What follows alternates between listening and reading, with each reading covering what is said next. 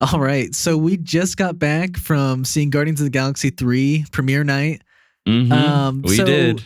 Yeah. First 5 minutes or so are going to be non-spoilers for everyone who hasn't seen it yet. Well, yeah, we'll just give some quick impressions, quick takes, and then the rest of it will be spoilers, and we'll let you know. Yeah. So if anybody doesn't know, my co-host, Ian, he loves Guardians of the Galaxy. Yeah. It's maybe your favorite franchise. It's at least... It's up there. It's like a top 3 for me. Whenever I think of Guardians, I think of Ian. That's just that he's synonymous in my head with it. So very honored to have that spot in your head. So with your pretty biased opinion, but what is your quick thoughts? My quick thoughts, I feel very satisfied from the conclusion of this movie. I'm not going to say it's everything that I wanted it to be, but I think it's such a good finale.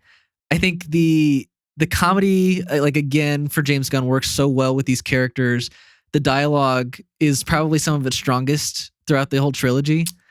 And I would say the High Evolutionary is maybe the strongest villain of the entire trilogy. I think I would agree. Yeah. But there is things about Ego that I love. That I definitely love. For sure. But I can see that. I think he's just maybe the strongest written villain. But yeah. And then other than that, I think they killed it with the action for the Guardians in this movie. Oh yeah, it's probably the best it's ever been. Some of the best action I've ever seen in Marvel. So yeah, overall, I'm very positive on this movie. Yeah, I am also extremely positive on this. I'm not going to say how it ranks with, like, if it's the best Guardians. Yeah. I can definitely say that I like it more than Volume 2. That's my opinion. Yeah. But I will say it's a goated soundtrack. Insane soundtrack. It was mostly 90s songs, wasn't it? Mostly 90s songs, some 2000s. Yeah. Where they place them in the movie is just... It's just amazing if you're...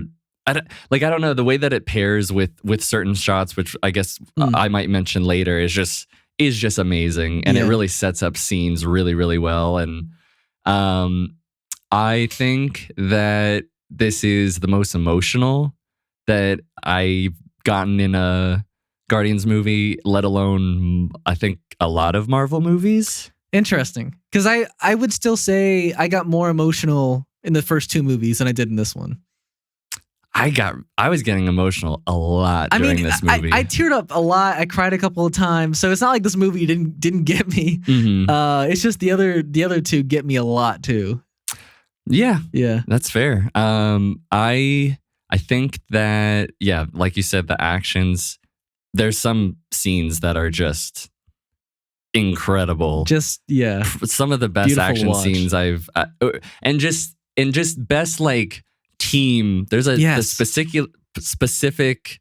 There's actually 2 specific scenes. Yeah, probably in the third act that are just so perfect.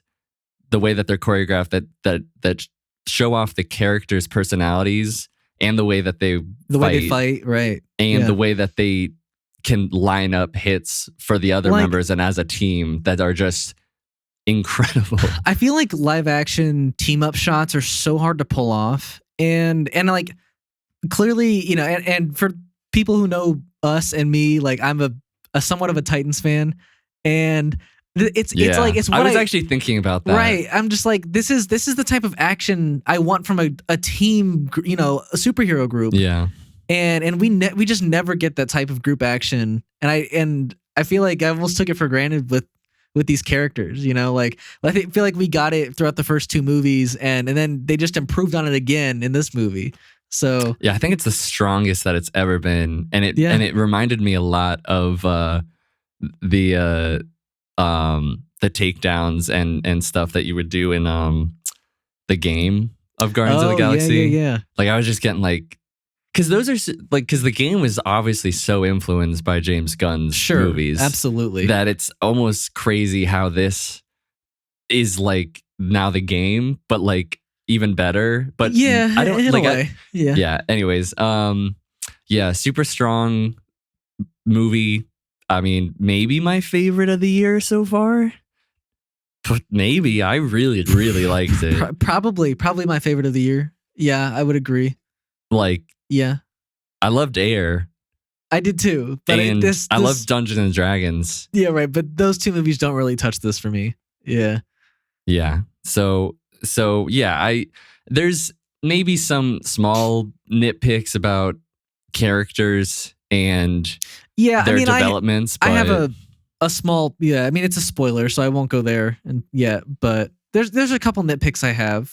But overall, I think this is a very strong satisfying. finale. Yeah, Very satisfying. absolutely. Very emotional. And all the characters I think get written very well and they all kind of have their own arcs in a way. I would say so too. I mean, I feel like it's hard for Groot to have an arc. Okay, but the only character that doesn't really have one, sure. But he still kind of does. He still kind of does. Yeah. So kind of does. I'll give it. I mean, yeah. Every character is well thought out and developed, and is aided by that through other characters' dialogue, and I don't know. Just it all works so well. I think now though should be the time where we get into spoilers. Sure. Yeah. Sure. So I'll give those people a couple seconds to click off if they need to. But yeah, so I would say I was surprised how dark this movie started off.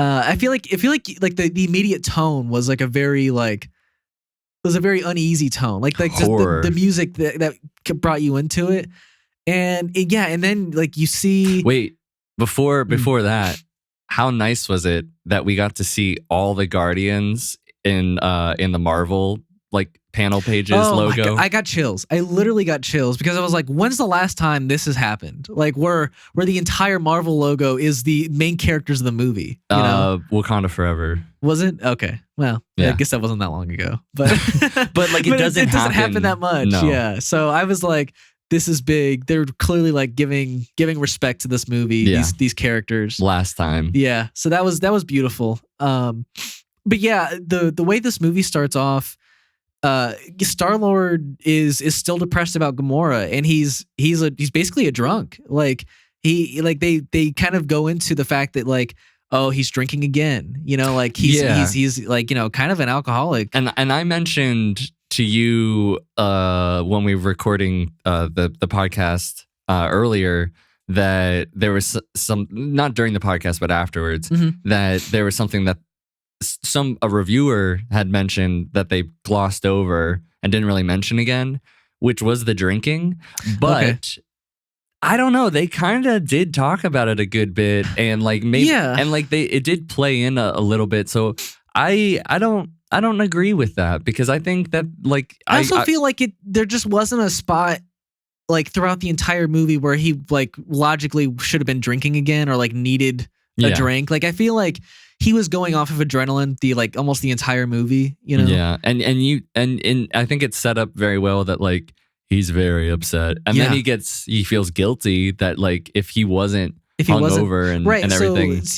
So basically, the one of the beginning scenes is Adam Warlock finds the Guardians, and he comes in with this heart song, and it's so good. It is well, that moment, incredible. He's flying in and it's like amazing. Yeah. But the way that the movie starts off with Rocket singing and walking around nowhere to an acoustic version of Creep. Yeah. That was really good too. To be honest, as much as I really love this movie, the beginning part, I was kind of like uneasy and didn't know if I was like loving. Like I felt distance from it. Like I kind of got the tone, but it kind of at the same time. I feel like it's because it's a different tone than the other Guardians movies, Yeah, but it even like everybody seemed kind of down, but kind of not down. Like it was a strange thing. It was like kind of what the Christmas special, the holiday special kind of was doing, but like I was like, is this working? And then, as soon as the Right. Adam Warlock stuff happened, but I think if I watch it again, because I still had the moment of like, this is kind of crazy that we're getting this amazing, like the logo shows up and it's the high of that song. And I'm like, this is kind of crazy. Like, I really like this, but I'm kind of uneven. Right. Like, I don't know. But I mean, I can't say like a lot of this movie is what I was expecting coming in. And I didn't have like a ton of expectations. But yeah, I think this movie did a really good job of throwing like what I did have expected from this movie to like throw me off. I will say that we were mentioning that, like, spoilers, obviously, that nobody dies. Yeah. But it's strange because I think in pretty much every James Gunn movie, like, kind of somebody dies. Every single one. Yeah. And I think that this is, because throughout the movie, we get like these moments where it feels really like, oh, wow, crap, is it happening now? Right. Is this happening now? And I think with the promotion of the movie, and what happens in here, like, I really feel like someone was going to die. He's really like the whole, he's really playing off of like his trope, but it was done in a way where, especially with how satisfying the movie was, that I'm glad that nobody died. And but like there was enough moments of like, wow, this is actually happening, or it could happen, that you kind of got it. Yeah. Right. And like it still felt you felt the emotion. And yeah. I could agree with that. I think I wouldn't have had a problem if he wanted to kill off another character. Sure. But yeah, I mean, kind of going back to that, the Adam Warlock scene basically results in Rocket, kind of taking a fatal shot, and he's bleeding all over the place, and they're trying to save him, but you learn at this point throughout the entire movie, while he has these kind of flashback sequences, which are done very well. Great. It's a great use of a flashback, and I think it tells his story beautifully. I knew a lot of his prequel, or I guess not his prequel, but his origins going in, and he killed it. Like, yeah. And I think I was really blown away at how little Rocket in the present day is in this story. I was shocked. But but with all these flashbacks, you're getting that emotional story that's leading up to the end of the movie. Right. And you're getting like time with him and understanding him. Yeah. And like there's moments where it's a flashback because it's probably what Rocket's thinking about. And then there's flashbacks where it feels appropriate to have that moment to tell the rest of like to give story, context to the rest of the story. Yeah. So I think the flashbacks are incredible. And I know that they started with those CGI characters first. Like all those scenes were like the first days because he knew how long they were going to take. And they were incredible, and the creature designs are amazing. So good, yeah. They nailed it with Rocket's friends. Yeah. I think Linda Cardellini killed it as Lila. Oh, is that? Yeah. I saw her name, and I didn't know who she was playing. Yeah, I mean, very cool that she has another role in the MCU now. She's a dead otter and retired Shield MCU, agent. Yeah, special agent, wife of Hawkeye. But yeah, I think speaking on the flashback scenes too, the High Evolutionary was built so well throughout that. I don't think he got like a ton of dimension to him until like the third act maybe.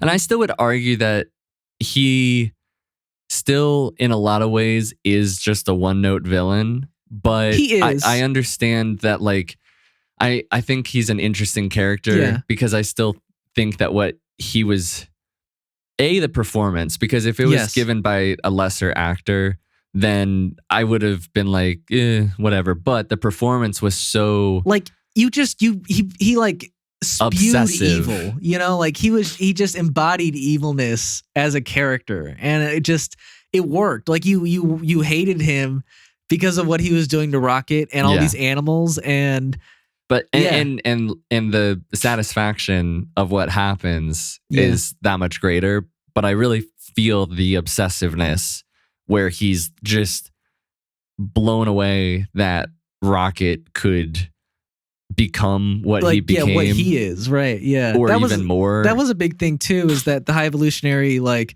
realizes that Rocket is like at the same intellect as him, if not more, as like a baby, pretty Yeah. much. And he kind of freaks, but you know, kind of just ends up throwing him to the side and is like, yeah, I'll just dissect your brain. Like I don't actually need you. and burn your friends. Yeah. So yeah, I mean, just pure evilness. But portrayed yeah. very like I loved And I forget his name, but I love I do too, yeah. he did a fantastic job. But yeah, I think that also ties in with the darkness of this movie too, because like, boy, those creature, like the way he modified his friends was very disturbing almost. Like the bunny who's named Floor, Yeah. like almost looked like he was gonna kill somebody at some point. Like one of the scary toys from the first Toy Story. Absolutely, that's what it felt like. I mean, even the creatures at the end. You know, they have like the war pig and that falcon, like that bird. I mean, and then it gets even wilder with the like, quote unquote, you know, like just like, you know, like just right. We have to have a bunch of, you know, things to fight, but like they were particularly creepy, and they were. Yeah, I'm surprised he did that to so many. Yeah, well, you know, he's been living for like 20, 30 years doing this, right? Yeah. Or something. I don't know. Who knows? Yeah, I don't know. I guess we don't really know how old Rocket is, but no, I guess we don't. You know, and again, going back, I think, you know, to the dark theme of this movie, they like the violence, like over and over again. It was shocking how violent it was. Yeah. You know, like there's a scene where they're trying to break out of Orgo Corp. I can't remember. Yeah, and, close enough. And which was the great design. Love the designs of that place. That is so sci-fi, and it's so what I wanted from Quantumania. Oh sure, yeah, like good designs, right? But like they played into it all, and it all felt like it made sense in a weird way. In a weird way, it did. It didn't need explanation. It just it felt like there were rules to this place. Yes, where there wasn't that in Quantumania. No. But yeah, you know, like while they're trying to escape, they get shot a few times, and you know, Drax looks like he's about to die. Like both him and Nebula are like spitting out blood. Not to mention, you know, Nebula gets in the Adam Warlock fight, like she's just reassembling all of her limbs, and I mean, not the Mantis first time gets we her see arm that. like snapped. Yeah, you're right. The Adam Warlock fight too was gruesome. I mean, he just fully snapped Mantis's arm. Gamora shoots James Gunn's wife in the leg, and there's like blood. And I was gonna bring that up too. I mean, there's a lot more blood than I thought that they agreed. Yeah, which I love. I like that too. It just again, I kind of felt bad for the kids in the theater. Like I was like, damn, like, wow, yeah, this isn't your and an F-bomb typical Guardians movie. But that was a great use of the F-bomb, because even I wasn't expecting it there, even though I heard that there was one, and then that was pretty perfect. Yeah, it was. Yeah. Yeah, I think other than the themes of this movie, I guess, and maybe other than the positives that I'm speaking on, we talked a little bit about it after the movie, but we both kind of feel, I think, or at least I do, that Adam Warlock was set up to be, I think, like the big villain at one point for this movie, and I think I'm okay. I'm totally okay with the High Evolutionary being the main villain. Yeah. I guess I just wish Adam Warlock was taken like a little bit more seriously, because he's not, even though he's a massive, powerful threat, he's never around enough to be I guess enough for me to be scared of him throughout the entire movie. He feels goofy a lot of the time, the way he's portrayed, which is fine. He's a comedic character in this movie. But yeah, I think I would have been okay with a different kind of portrayal. I could have been okay with a portrayal of like something that was like in the video game where he's very like stoic and also kind of like up his own ass a little bit. Right. But I personally thought that the portrayal worked in this movie. Yeah. I think it makes sense why he would then end up in the New Guardians because he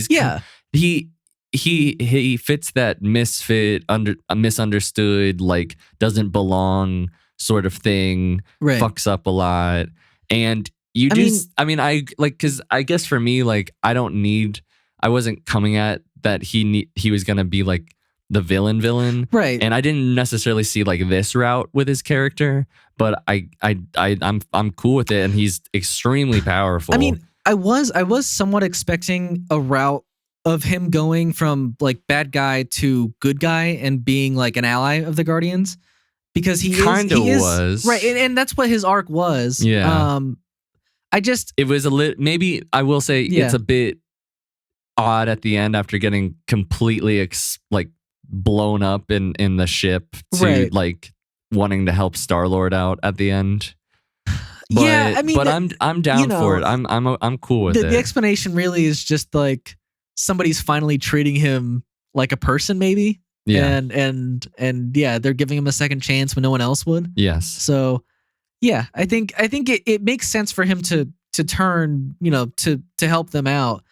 I guess I wish his presence in this movie felt more than just setting him up for like another movie, because to me that's how, like, it felt like he was clearly just being set up for the New Guardians, which at the end of the movie, we should say the Guardians somewhat take a hiatus and break up, but Rocket's still their leader. And in an end credit scene, we see Rockets form the New Guardians with Adam Warlock and Kraglin and Cosmo and Groot and one of the new kids that which I guess her name is Phyla. It's Phyla. Okay.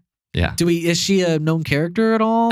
The only thing that I read was that she may be like Phyla Vel, who is maybe related to the original Marvel, like Captain Marvel. So, okay. I don't think that's that. I feel like she was just but she clearly has some sort of high evolutionary powers. Yeah, that's what I was gonna say. I think she's, for some reason, has high evolutionary's abilities. Yeah, and she, that's why they have her in the Guardians. But way more powerful Guardians. Yeah, I mean, every single person except Rocket has a power, and and Rocket's still like crazy good with guns and is extremely intelligent. And this movie built him up as probably maybe the smartest person in the galaxy. I mean, potentially he's brilliant, top tier scientist, inventor. Yeah.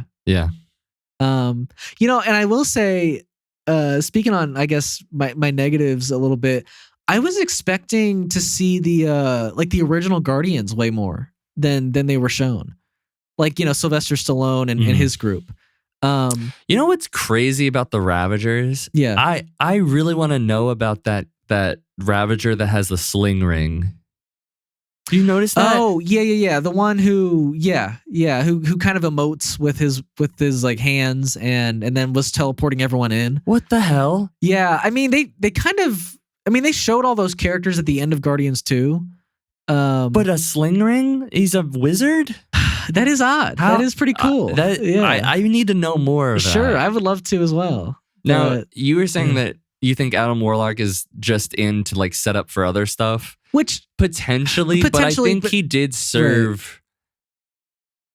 Right. That his purpose could have been served by anybody who like make up a powerful character and like have them have this. That's the thing, is that I did like him. Right, like to me, it felt like he was in the movie.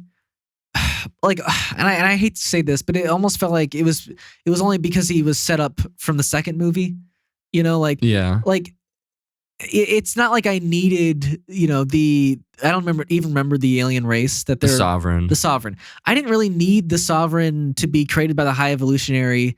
Like It's a nice through line. I think though. it works for sure, but I mean, like anybody could have been a bounty hunter for him, and Yeah. So I think Adam Warlock works like enough, and I'm not like super upset with his betrayal because I like what came of it. I wish there was a little more put into Adam Warlock. Yeah, like I think what I was saying when we were talking a little bit after the movie is I wish that you felt it just a little bit more, that like his planet, his race is at stake. You did feel it.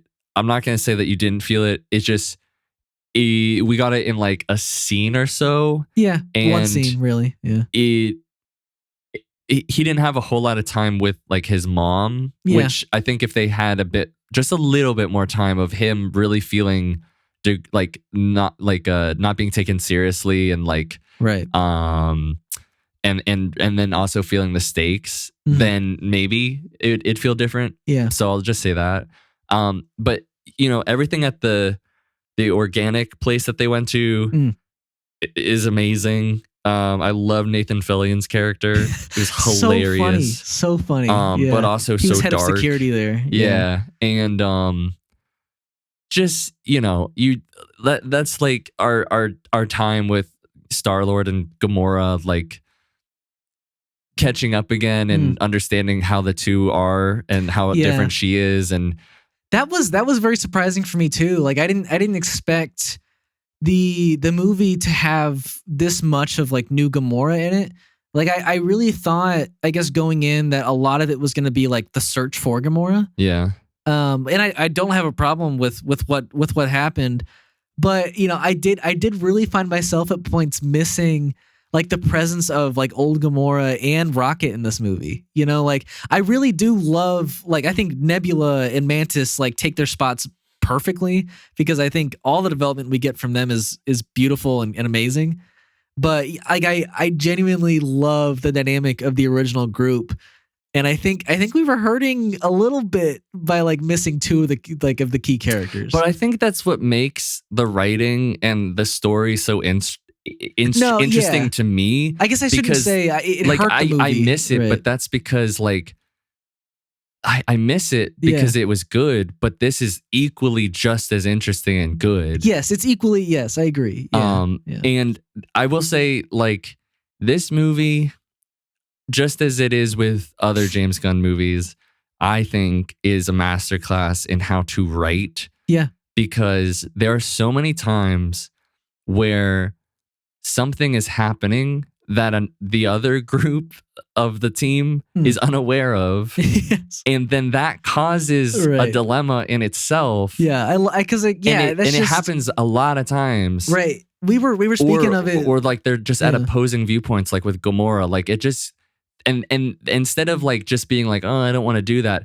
the character will do the thing that clearly the other person is really not okay with. Right. And it causes a situation, and then they have to deal with it. So it's like that's something we were complimenting about the movie, like with a group of friends we saw, was that like so many of the moments feel like real human moments, like the group dynamics when they were like in the living room and just couldn't like come to a stable point where like nobody could make a stupid remark or nobody could not make a stupid remark. And also just the fact that they're like trying to communicate what they're trying to do to these people who don't understand what they're saying. Sure. Yeah. Like, and then there were so many other moments too, like that were just real like moments, like Gamora getting like frustrated with the group that like she's not, who they want her to be, and like her lashing out. Like I was like, wow, this is like a real this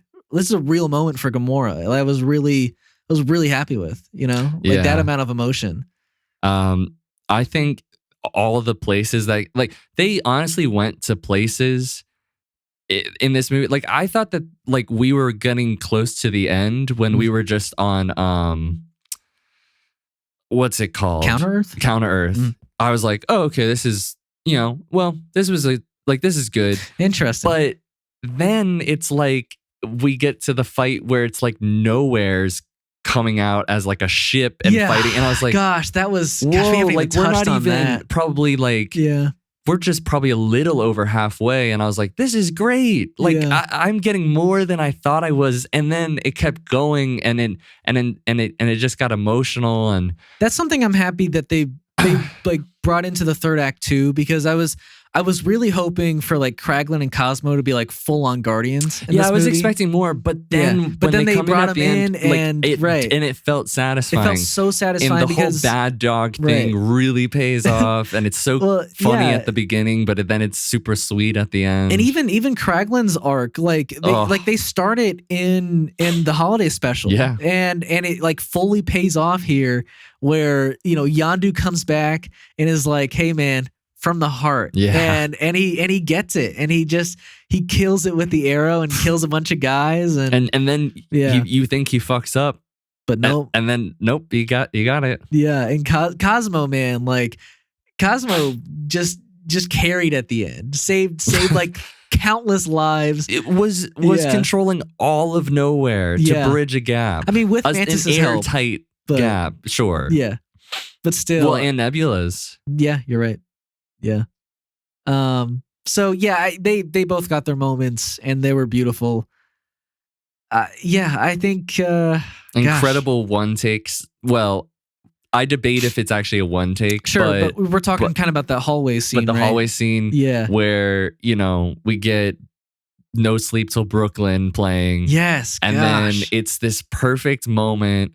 I had some of the one of the biggest smiles on my face during that scene. Yeah, and it completely illustrates who the Guardians are. Yep. And I felt it at the end of the video game that I played. I felt it at the beginning of the original Guardians. Yeah. And this one was perfect, like really perfect, because Gamora's just like, why would we go back and do this thing to save all these people? Let's just go. Right. And then everyone just slowly starts turning around and walking to the song, and it's perfect. And then Drax, he just walks forward. He knows, everybody knows that what he's gonna do. He's gonna rip it open. He already knows. He already knows. And then it's just one of the most perfect choreographed group fight scenes. And it's brutal, but it's super. It has so much character. But even the one at the very end where they fought the High Evolutionary was just as good to me.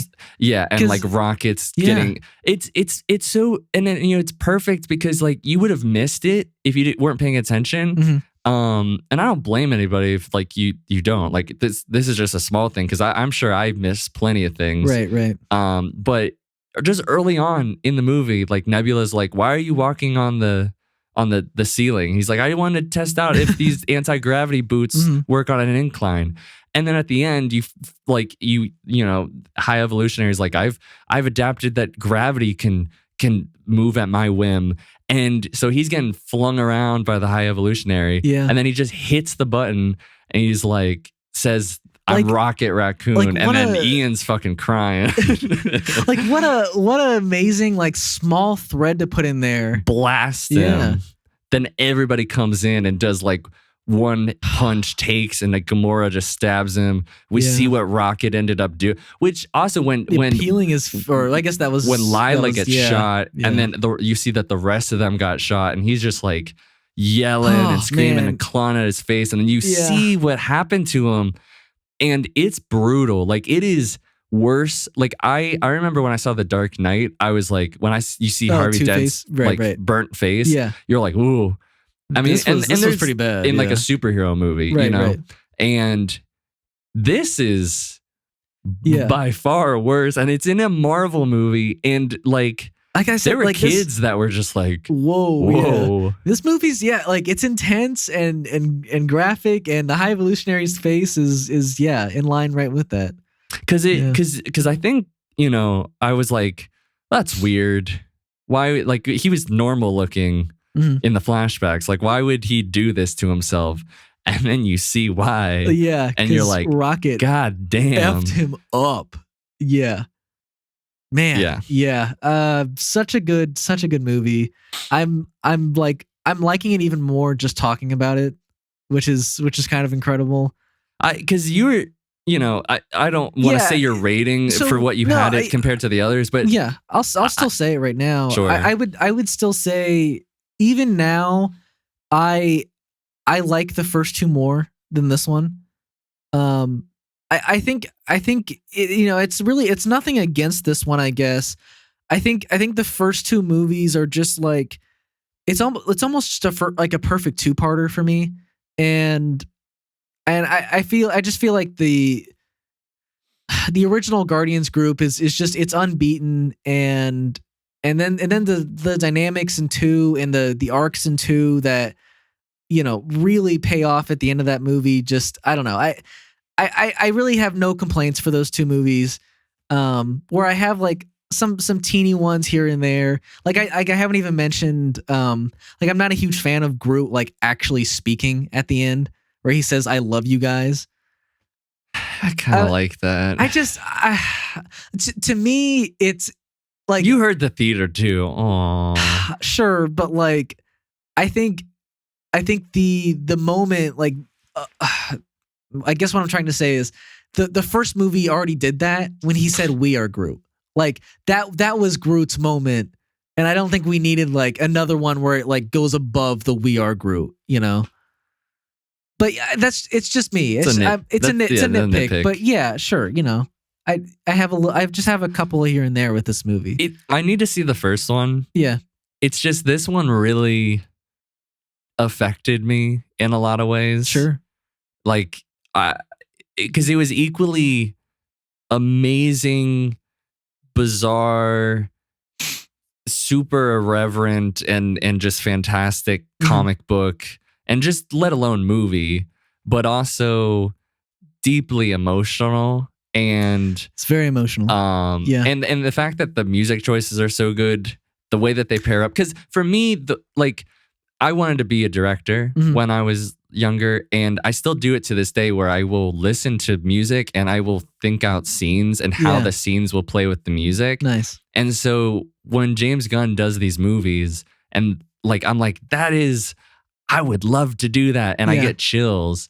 And but what I guess I'm saying is like because at the very end, like they started to play Florence and the Machine's Dog Days Are Over, and I was like, oh, I don't know about this. Right. And then I got it, because it was like watching like a late 2000s indie movie where people are like you get Drax dancing, and that was a whole fucking thing. Like, what that meant. That was very emotional. And everyone's like dancing around. It's like where the wild things are. Like, people are screaming. Like, it's a very joyous, but also like bittersweet thing, like melancholy thing, where you see Star-Lord going to see his grandpa, and like everyone's taking, like Drax is crying as Mantis is walking away, and I'm like, that's something we gotta talk about too. I'm getting choked up, it was deeply affecting, because it wasn't just like,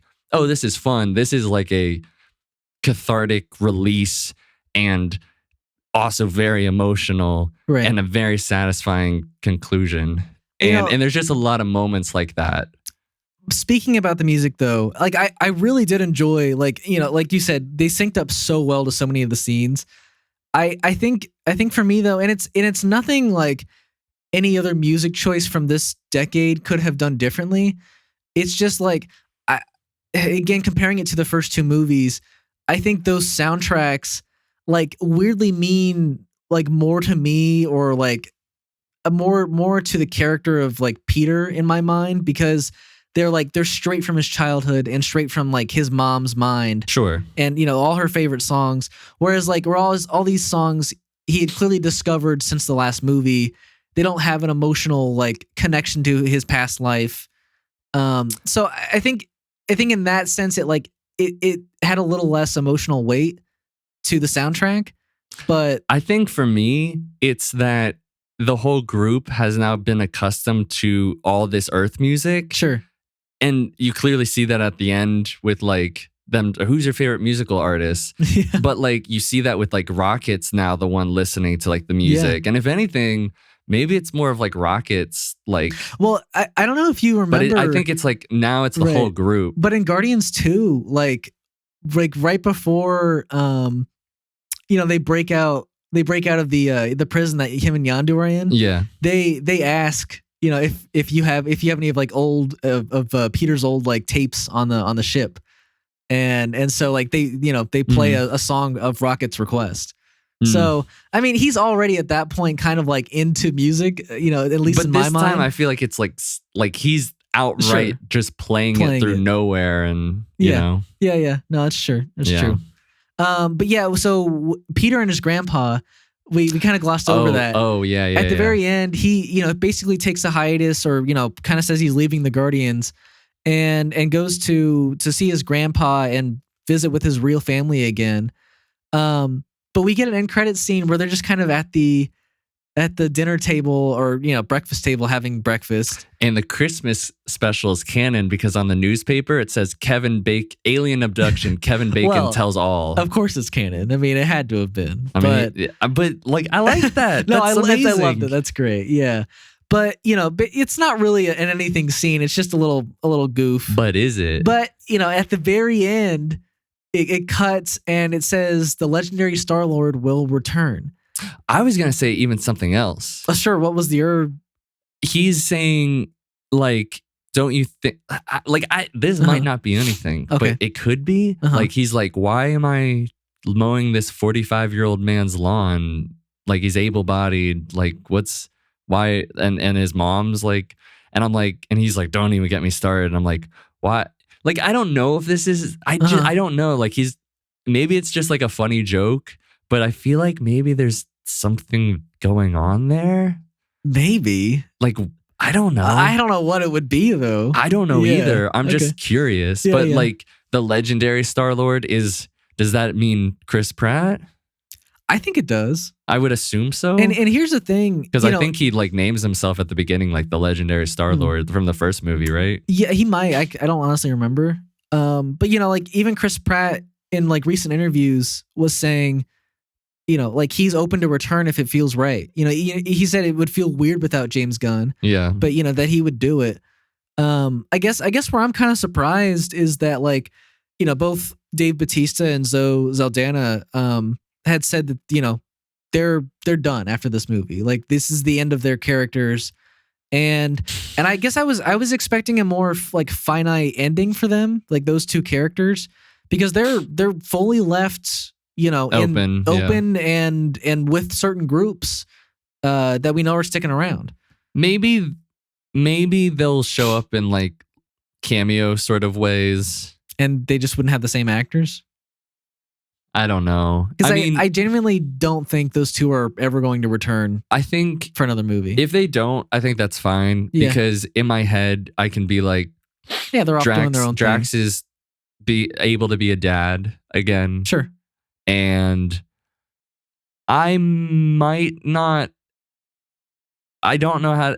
I need to think about the Gamora one, because she's clearly happy with the Ravagers. She is, but I don't know if that feels super satisfying. I think what threw me off a lot too, and I haven't even discussed this.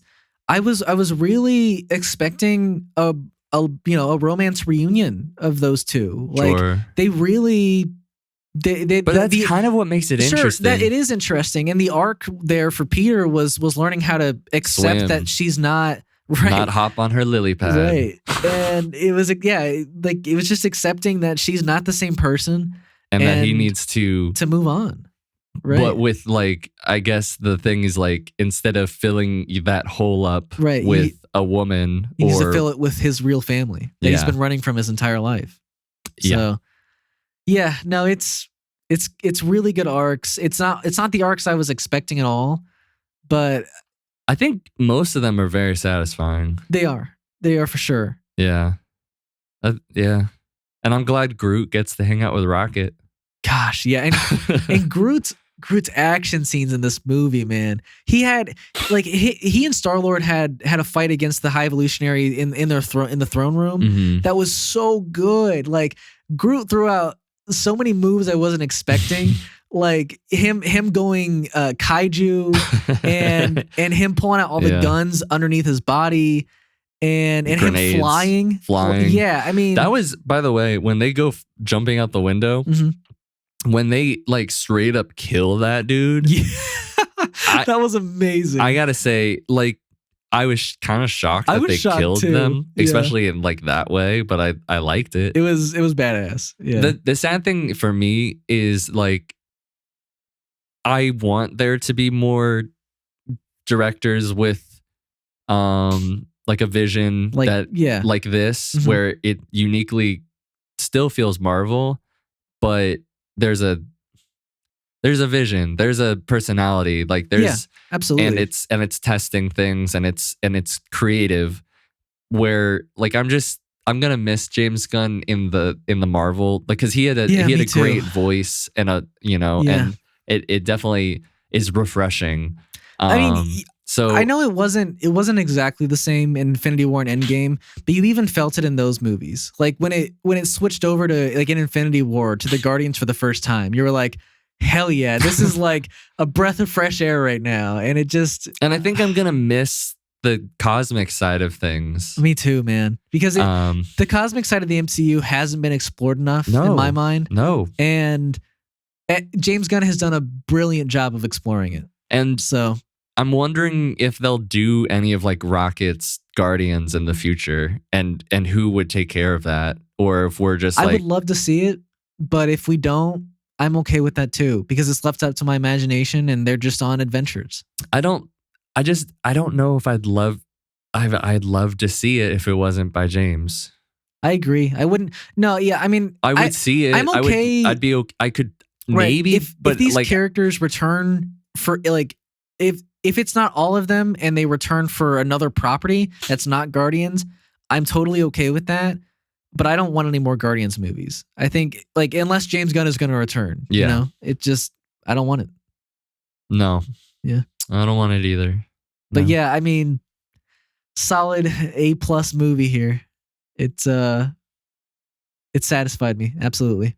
Very satisfying. Yeah. I don't think I have anything else to say. I would agree. I mean, I feel like we talked a long time on this. I don't even know how long. Longer than we thought. Yeah. We just had a lot to say. Yeah. But I want to thank you all for listening up to this point in the podcast. This was a long one, but this was an important review for us, important review for me especially. Yeah. And and thank you for listening. If you want to listen to us in the future, we are Last Week This Week on Apple Podcasts, Spotify, and Podbean. And we have all our timestamps down there, so you can click on whatever topic you'd like to listen to. If you want to support us on our social medias, we are at LastWeekThisWeekPod on Instagram and YouTube and TikTok. If you want to support us there as well, you can leave a comment, a like, a rating. And reviews would be great. Yeah, reviews love are a review. The best way to support us. Love I think. A comment on the YouTube channel. Absolutely. But thank you all again for listening and supporting us. Yeah, thank you very much. Until next time.